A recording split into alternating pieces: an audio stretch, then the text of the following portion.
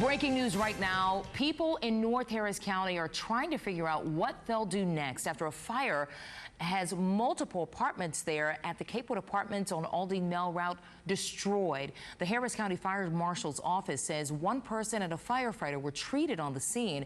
Within the past 30 minutes, we heard from a man who credits his friends for waking him up. I didn't hear none of the smoke detectors. I was asleep. So if he wouldn't have got me up, then I was sleeping hard. That man says that he was with his 10-year-old son who has special needs, and they were able to get out in time. Other apartments have smoke and water damage.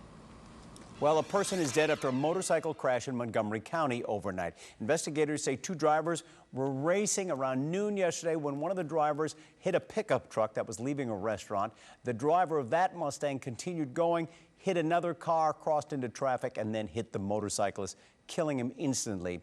It's unclear whether anyone has been arrested or charged in that accident. Happening today, President Trump says the Army will report what it knows about the disappearance and death of Houston soldier Vanessa Guillen. The president says he will make some of that information public. Last Friday, the Army secretary ordered an investigation into the command culture at Fort Hood.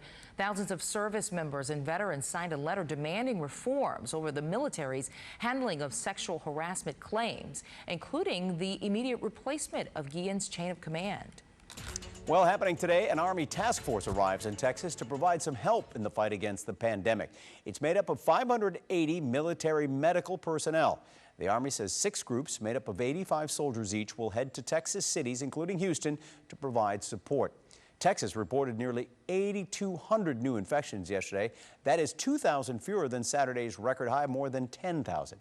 80 more Texans died of COVID-19 yesterday. The statewide death toll now 3,192. And happening right now, a line is starting to form at a new testing site aimed to reach Hispanics in Houston's East End. It is open today at the HCC campus on Drennan near Navigation. And we want to go right now to ABC 13's Charlie Etzity. They're live this morning. Charlie? Hey, good morning to you, Samika. We'll expect long lines, of course, but also a lot of heat, and that could complicate things a little bit at the drive-through testing sites across Houston, as well as this one. But let's show you those long lines you were just mentioning. We're out here on the east side of town at HCC's campus. They actually just let this long line of cars into the parking lot here, probably to clear up Drennan Street, which we're standing right next to. But obviously be prepared for a long wait if you do decide to come out here to this location. And let's get to the information you need to know if you decide to come out to this specific location, HCC on the east side. There's the exact address for you up on your screen, and this location opens up at 9 o'clock this morning. It's going to be open doing testing until 4 o'clock this afternoon.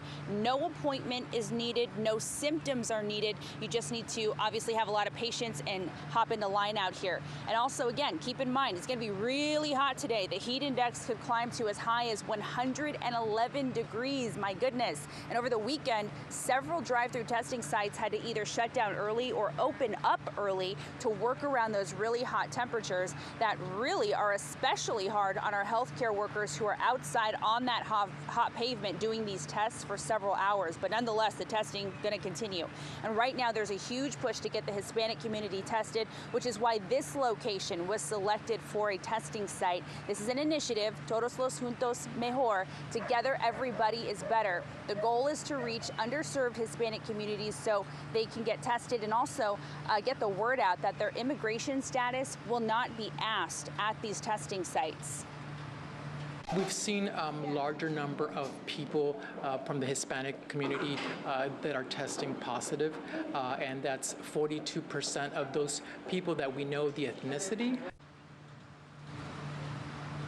All right, and you just heard there those staggering numbers. And so once again, we're going to be under a heat advisory starting at 11 o'clock this morning. So if you plan to come out to any drive-through testing site across Houston, make sure you have water with you inside the car. Stay as hydrated as you possibly can because it's going to get pretty steamy. Charlie Etzity, ABC 13 Eyewitness News. In Galveston, there will be free testing for industry workers, those in the entertainment industry, working at restaurants, retail, and grocery stores. ABC 13's TJ Parker live with more information on that testing. TJ? Yeah, good morning. That testing actually starts today in Galveston, but you're going to have to register for that testing if you do want to get tested for COVID-19. And this goes for people who are working in the hospitality industry. Of course, that testing is taking place at UTMB.